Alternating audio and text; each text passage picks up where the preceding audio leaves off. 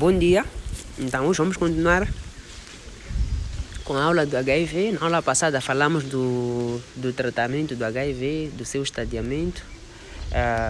Então hoje vamos continuar com o atendimento, não é, de um paciente com HIV, de um paciente que foi diagnosticado HIV. Como a tabela aqui mostra-nos, né, existe uma sequência, não é? Existe uma cronologia que tem que ser obedecida para esses pacientes.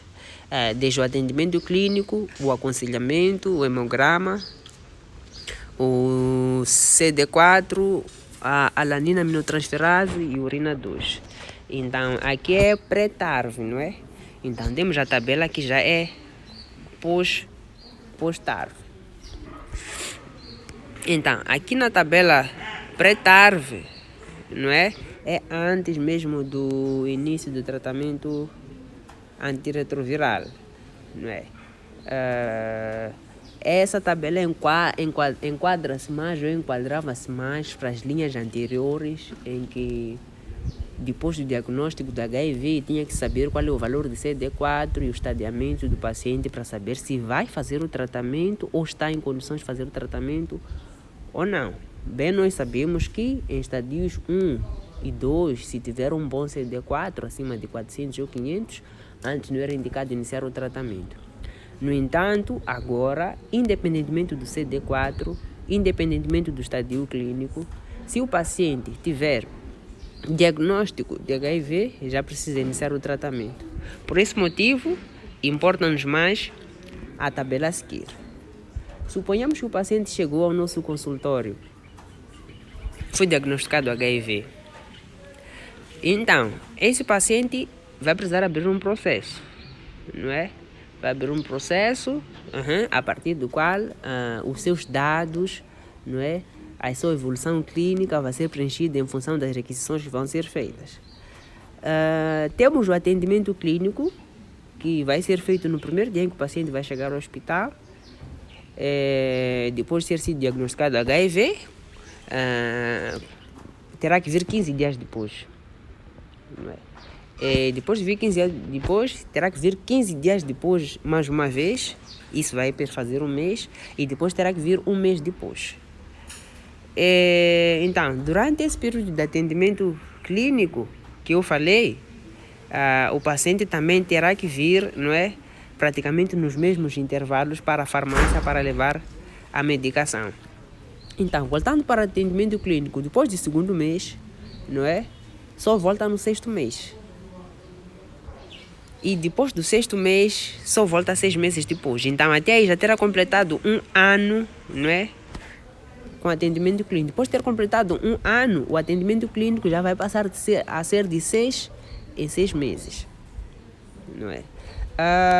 O aconselhamento vai ser feito logo no primeiro dia, 15 dias depois, mais 15 dias depois, que vai perfazer um mês, e depois vai ser feito no sexto mês, e depois no 9º mês, e depois no 12º mês, que vai corresponder a um ano, e depois de um ano o aconselhamento só vai ser feito quando necessário.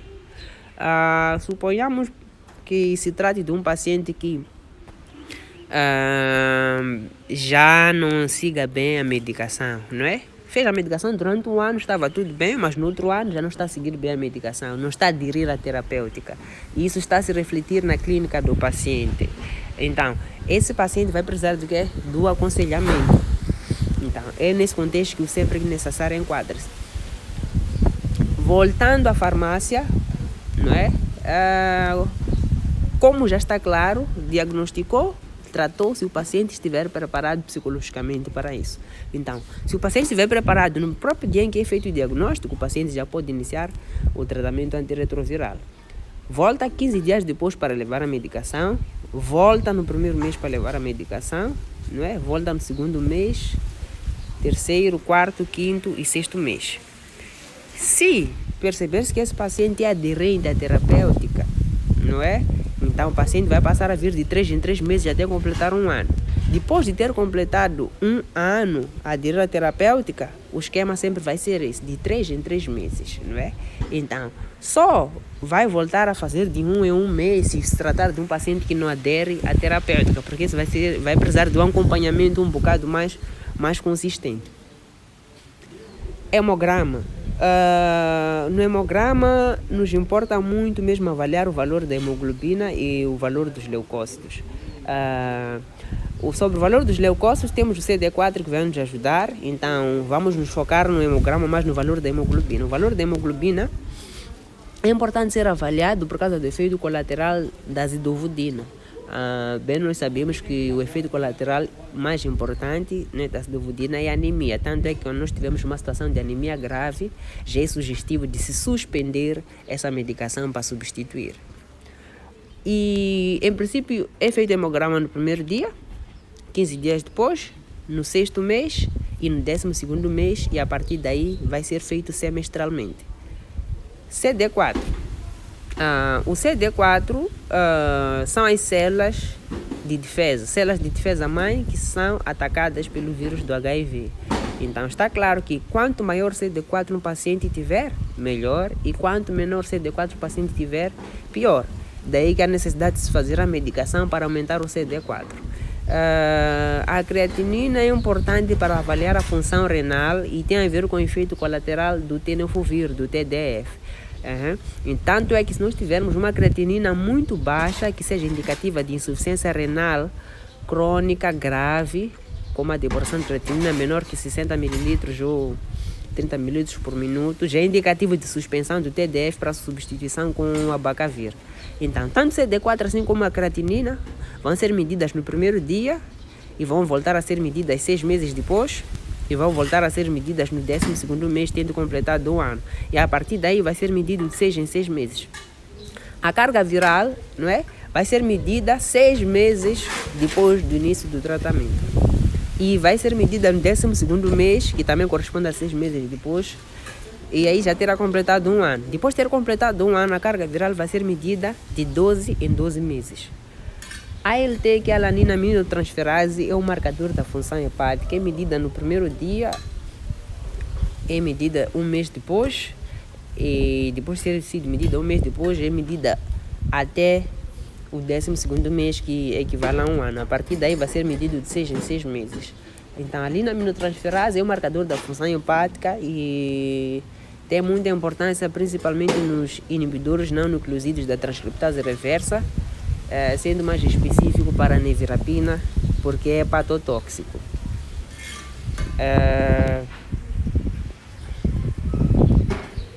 Temos aqui resultados possíveis de carga viral, não é?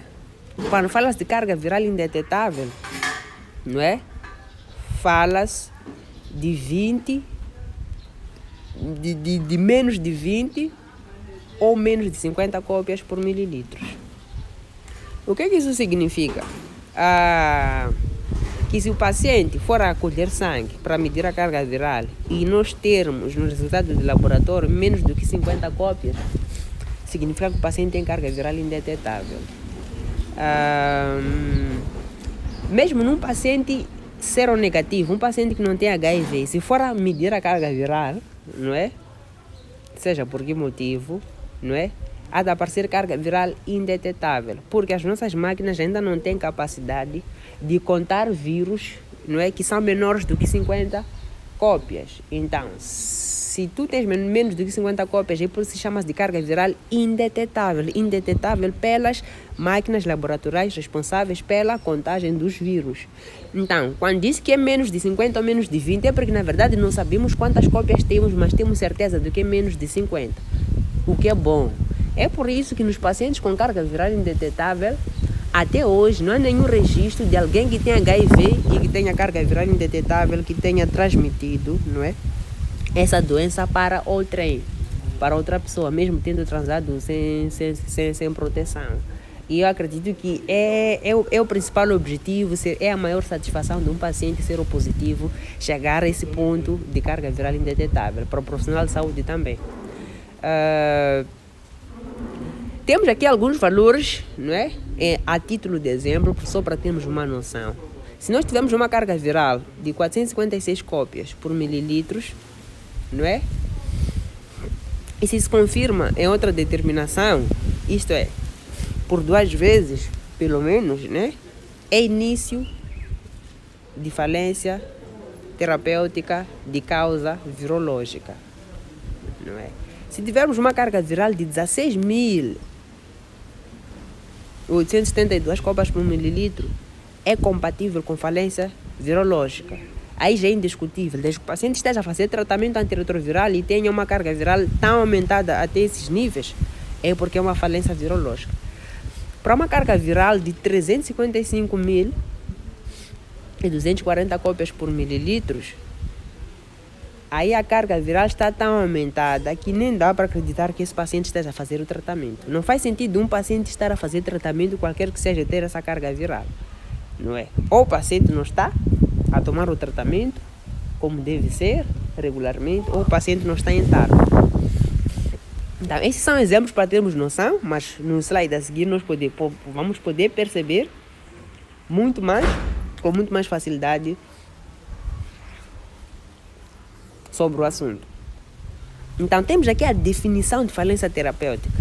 A mais simples e mais clara possível é a ausência de resposta ao tratamento antirretroviral.